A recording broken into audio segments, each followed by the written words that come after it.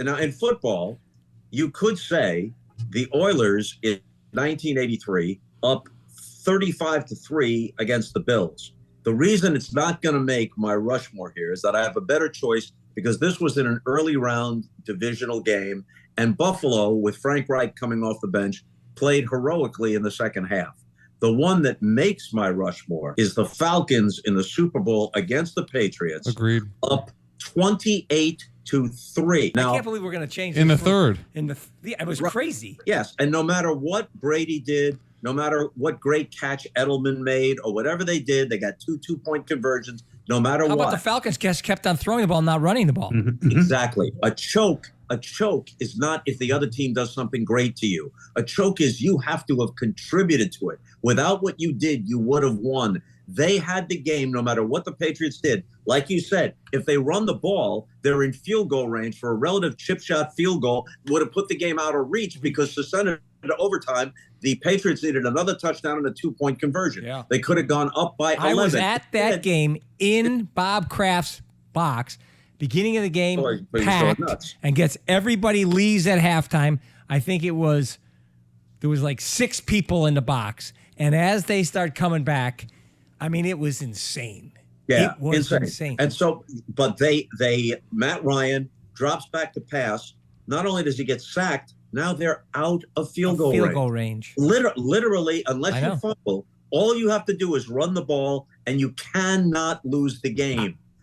I think the percentages to win that game for the Patriots were like points. I mean, it was so low coming out of halftime that when this thing started moving, and there was nobody in the box with Bob Kraft, Jonathan, myself, some other people, everybody had left. And I was like, what the hell is going on here? Like, and I'm saying to myself, why aren't they running the ball?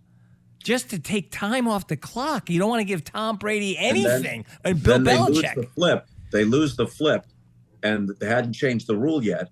The Patriots take the ball and score. The Falcons' defense has been on the field, it seems, the whole fourth quarter. They're totally gassed. Yeah. And the Patriots score. Matt Ryan, the MVP that year, never touches the ball in overtime. This literally everyone involved, the coaches and the key players, will go to their grave. It's my number one. Never gone a single day without thinking about that. Al, did you have this on your list? Bob just took the wind out of all of my sails. Those were my two. Totally. I didn't have the first one, but I had that one. I can give you. I'll go first on the next one. No, I'll give you a little. But I'm done. I mean, this is it. We're finished. But just a couple of little ironic notes. In that game between Buffalo and Houston, where Frank Reich, the backup quarterback, because Jim Kelly had been hurt, the halftime score of that game, the halftime score was 28-3. And then Houston scored another touchdown. It was 35-3. Then you had that big, huge comeback. But the irony about the other game is the Super Bowl game, 28-3. So here's what I think was happening.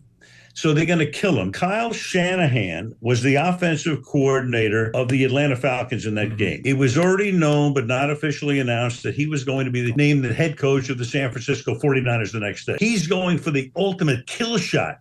They're throwing the ball up by 25 points. 8.5 minutes to go in the third quarter. He wants to win the game like 51-3, and it turned out to burn him. And then think about the next day, you go and you're going to be announced as the head coach of the San Francisco 49ers, and all they want to talk about is what the hell happened the day before. Yep. So that's my... Bill Belichick and Tom Brady happened.